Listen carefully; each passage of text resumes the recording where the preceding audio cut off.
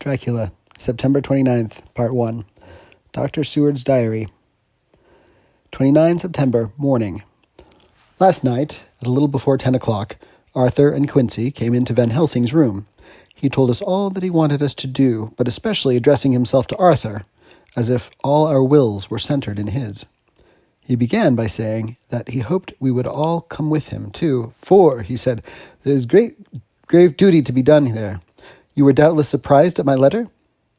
This query was directly addressed to Lord Godalming. I was. It rather upset me for a bit. There's been so much trouble around my house of late that I could do without any more. I've been curious, too, as to what you mean. Quincy and I talked it over, but the more we talked, the more puzzled we got. Till now I can say for myself that I'm about up a tree as to any meaning about anything. Me too, said Quincy Morris laconically.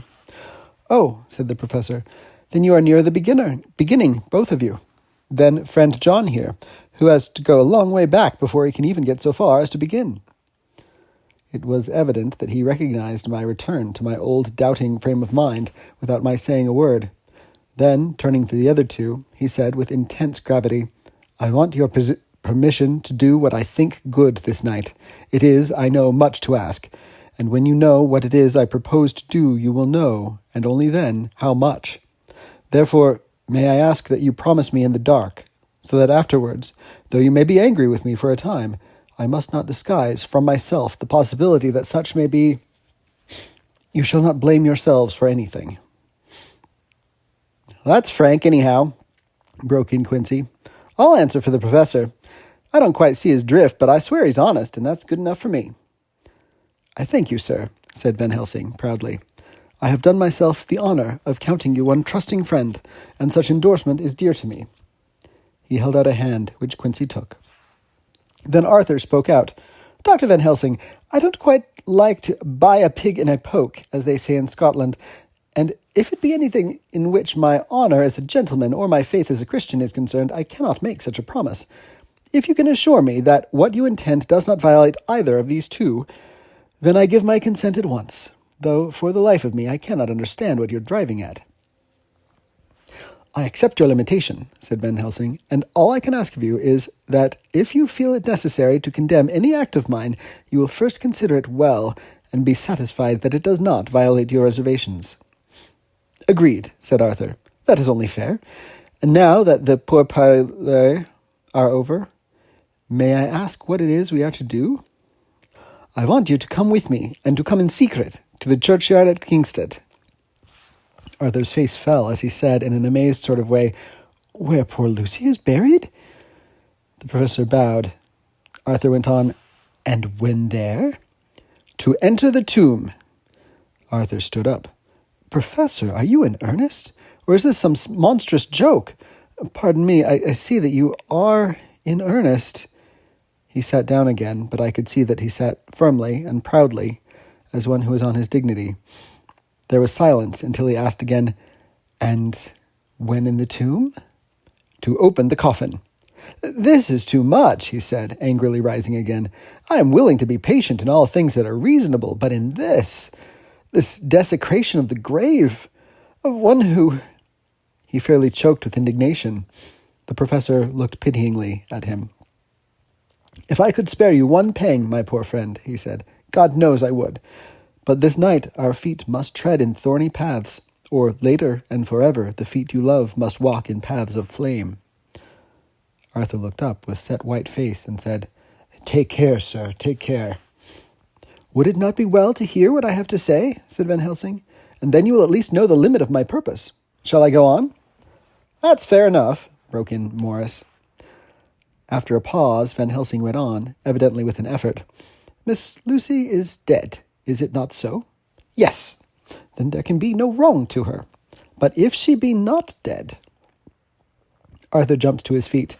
Good God, he cried. What do you mean? Has there been any mistake? Has she been buried alive? He groaned in anguish that not even hope could soften. I did not say she was alive, my child. I did not think it. I go no further than to say that she might be undead. Undead? Not alive? What do you mean? Is this all a nightmare, or what is it? There are mysteries which men can only guess at, which age by age they may solve only in part. Believe me, we are now on the verge of one. But I have not done. May I cut off the head of dead Miss Lucy?" "Heavens and earth, no!" cried Arthur in a storm of passion. "Not for the wide world will I consent to any mutilation of her dead body. Dr. Van Helsing, you try me too far. What have I done to you that you should torture me so? What did that poor sweet girl do that you should want to cast such dishonor on her grave? Are you mad that speak such things, or am I mad to listen to them? Don't dare to think more of such a desecration. I shall not give my consent to anything you do. I have a duty to do in protecting her grave from outrage, and by God I shall do it." Van Helsing rose up from where he had all the time been seated, and said, gravely and sternly, "My Lord Godalming, I too have a duty to do, a duty to others, a duty to you, a duty to the dead, and by God I shall do it.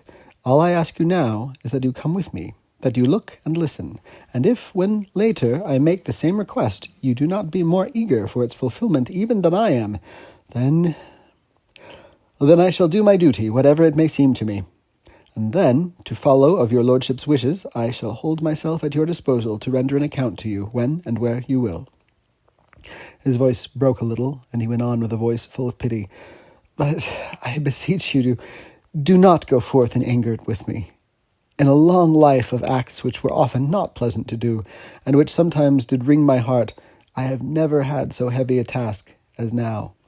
Believe me that, if the time comes for you to change your mind towards me, one look from you will wipe away all this so sad hour, for I would do what a man can to save you from sorrow. Just think, for why should I give myself so much of labor and so much of sorrow? I have come here, from my own land, to do what I can of good. At the first to please my friend John, and then to help a sweet young lady, whom, too, I came to love. For her, I am ashamed to say so much, but I say it in kindness, I gave what you gave, the blood of my veins. I gave it, who was not, like you, her lover, but only her physician and her friend. I gave to her my nights and days, before death, after death, and if my death can do her good even now, when she is the dead undead, she shall have it freely." He said this with a very grave, sweet pride, and Arthur was much affected by it. He took the old man's hand and said, in a broken voice, "Oh, it's hard to think of it, and I cannot understand, but at least I shall go with you and wait." It was just 12:15 when he got into the churchyard over the low wall. The night was dark, with occasional gleams of moonlight between the rents of the heavy clouds that scudded across the sky. We all kept somehow close together, with Van Helsing slightly in front as he led the way. When we had come close to the tomb, I looked well at Arthur, for I feared that the proximity to a place laden with so sorrowful memory would upset him. But he bore himself well. I took it that the very mystery of the proceeding was in some way a counteractant to his grief. The professor unlocked the door, and, seeing a natural hesitation amongst us for various reasons, solved the difficulty by entering first himself. The rest of us followed, and he closed the door. He then lit a dark lantern and pointed to the coffin. Arthur stepped forward hesitatingly. Van Helsing said to me, "You were with me here yesterday. Was the body of Miss Lucy in that coffin?" "It was." The professor turned to the rest, saying, "You hear, and yet there is no one who does not believe with me." He took his screwdriver and again took the lid off the coffin. Arthur looked on, very pale, but silent. When the lid was removed, he stepped forward. He evidently did not know that there was a leaden coffin, or at any rate had not thought of it. When he saw the rent in the lead, the blood rushed to his face for an instant, but as quickly fell away again, so that he remained of a ghastly whiteness. He was still silent. Van Helsing forced back the leaden flange, and we all looked in and recoiled. The coffin was empty. For several minutes no one spoke a word. The silence was broken by Quincy Morris. "Professor, I answered for you. Your word is all I want. I wouldn't ask such a thing ordinarily. I wouldn't so dishonor you as to imply a doubt, but this is a mystery that goes beyond any honor or dishonor. Is this your doing?" I swear to you, by all that I hold secret, that I have not removed nor touched her. What happened was this. 2 nights ago, my friend Seward and I came here, with good purpose, believe me. I opened that coffin, which was then sealed up, and we found it, as now, empty. We then waited, and saw something white come through the trees. The next day we came here in daytime, and she lay there. Did she not, friend John? Yes. That night we were just in time. One more so small child was missing, and we found it, thank God, unharmed amongst the graves. Yesterday I came here before sundown, for at sundown the undead can move. I waited here all the night till the sun rose, but I saw nothing. It was most probable that it was because I had laid over the clamps of those doors garlic, which the undead cannot bear, and other things which they shun. Last night there was no exodus, so tonight, before the sundown, I took away my garlic and other things, and so it is we find this coffin empty. But bear with me. So far there is much that is strange. Wait you with me outside, unseen and unheard. And things much stranger are yet to be. So, here he shut the dark slide of his lantern. Now to the outside. He opened the door, and we filed out, he coming last and locking the door behind him. Oh, but it seemed fresh and pure in the night air after the terror of that vault. How sweet it was to see the clouds race by, and the passing gleams of the moonlight between the scudding clouds crossing and passing, like the gladness and sorrow of a man's life. How sweet it was to breathe the fresh air, that had no taint of death and decay. How humanizing to see the red lighting of the sky beyond the hill, and to hear far away the muffled roar that marks the life of a great city. Each in his own way was solemn and overcome. Arthur was silent, and was, I could see, striving to grasp the purpose and the inner meaning of the mystery. I myself was tolerably patient, and half inclined again to throw aside doubt and to accept Van Helsing's conclusions. Quincy Morris was phlegmatic, in the way of a man who accepts all things, and accepts them in the spirit of cool bravery, with hazard of all he has to stake. Not being able to smoke, he cut himself a good-sized plug of tobacco and began to chew. As to Van Helsing, he was employed in a definite way. First, he took from his bag a mass of what looked like a thin, wafer-like biscuit, which was carefully rolled up in a white napkin. Next, he took out a double handful of some whitish stuff, like dough or putty. He crumbled the wafer up fine and worked it into the mass between his hands. This he then took, and rolling it into thin strips, began to lay them into the crevices between the door and its setting in the tomb. I was somewhat puzzled at this, and being close, asked him what it was he was doing. Arthur and Quincy drew near also, as they too were curious. He answered, "I am closing the tomb, so that the undead may not enter." "And is that stuff you put there going to do it?" asked Quincy. "Great Scott, is this a game?" "It is." "What is that which you are using?" This time the question was by Arthur. Van Helsing reverently lifted his hat as he answered, "The host. I brought it from Amsterdam. I have an indulgence." It was an answer that appalled the most skeptical of us, and we felt individually that in the presence of such sacred of things, it was impossible to distrust. In respectful silence, we took the places assigned to us close round the tomb, but hidden from the sight of anyone approaching. I pitied the others, especially Arthur. I had myself been apprenticed by my former visits to this watching horror, and yet I, who had up to an hour ago repudiated the proofs, felt my heart sink within me. Never did tombs look so ghastly white. Never did cypress or yew or juniper so seem the embodiment of funereal gloom. Never did tree or grass wave or rustle so ominously.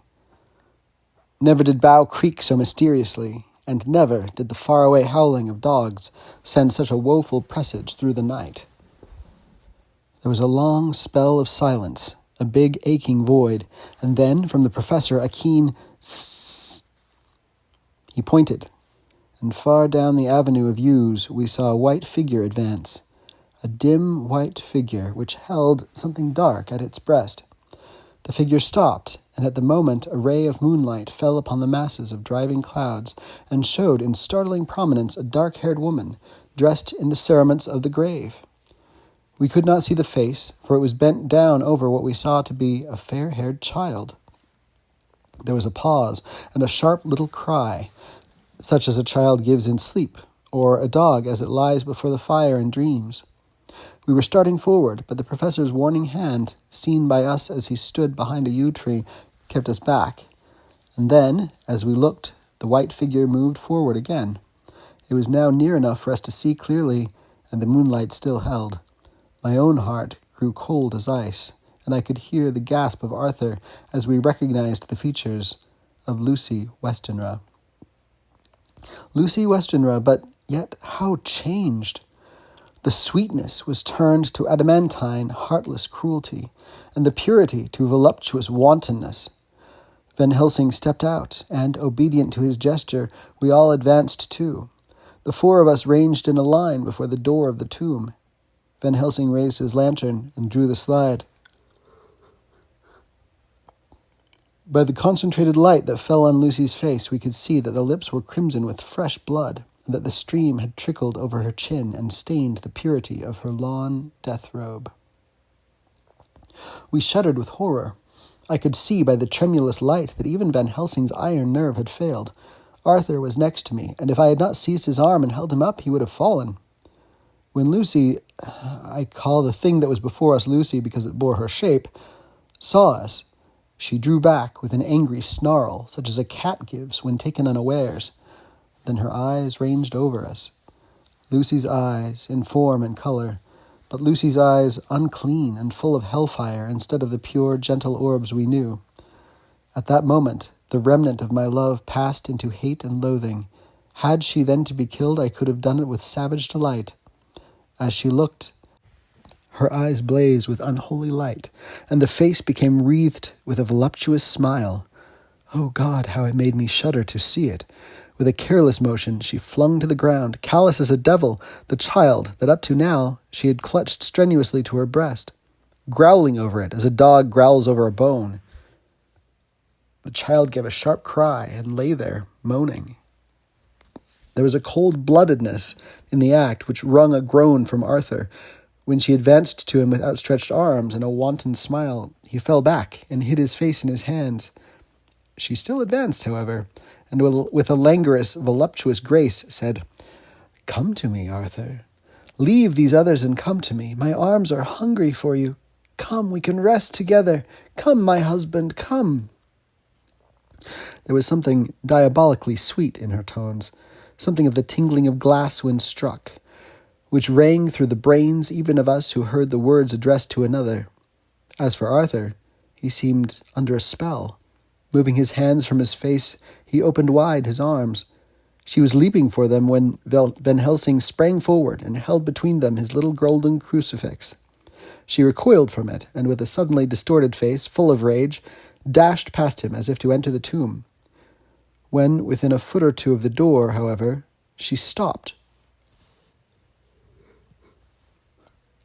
as if arrested by some irresistible force. Then she turned, and her face was shown in the clear burst of moonlight and by the lamp, which had now no quiver from Van Helsing's iron nerves. Never did I see such baffled malice on a face, and never, I trust, shall such ever be seen again by mortal eyes. The beautiful color became livid, the eyes seemed to throw out sparks of hellfire, the brows were wrinkled as though the folds of the flesh were the coils of Medusa's snakes, and the lovely blood-stained mouth grew to an open square, as in the passion masks of the Greeks and Japanese. If ever a face meant death, if looks could kill, we saw it at that moment. And so, for full half a minute, which seemed an eternity, she remained between the lifted crucifix and the sacred closing of her means of entry. Van Helsing broke the silence by asking Arthur, "Answer me, O my friend, am I to proceed in my work?" Arthur threw himself on his knees and hid his face in his hands as he answered, "Do as you will, friend, do as you will. There can be no horror like this ever any more." And he groaned in spirit. Quincy and I simultaneously moved towards him and took his arms. We could hear the click of the closing lantern as Van Helsing held it down. Coming close to the tomb, he began to remove from the chinks some of the sacred emblem which he had placed there. We all looked on in horrified amazement as we saw, when he stood back, the woman, with a corporeal body as real as that at that moment as our own, pass in through the interstice where scarce a knife blade could have gone. We all felt a glad sense of relief when we saw the professor calmly restoring the strings of putty to the edges of the door. When this was done, he lifted the child and said, "Come now, my friends, we can do no more till tomorrow. There is a funeral at noon, so here we shall all come before long after that. The friends of the dead will all be gone by 2, and when the sexton lock the gate, we shall remain. Then there is more to do, but not like this of tonight. As for this little one, he is not much harm, and by tomorrow night he shall be well. We shall leave him where the police will find him, as on the other night, and then to home." Coming close to Arthur, he said, "My friend Arthur, you have had a sore trial, but after, when you look back, you will see how it was necessary. You are now in the bitter waters, my child. By this time tomorrow you will, please God, have passed them, and have drunk of the sweet waters. So do not mourn overmuch. Till then I shall not ask you to forgive me." Arthur and Quincy came home with me, and we tried to cheer each other on the way. We had left the child in safety and were tired, so we all slept with more or less reality of sleep.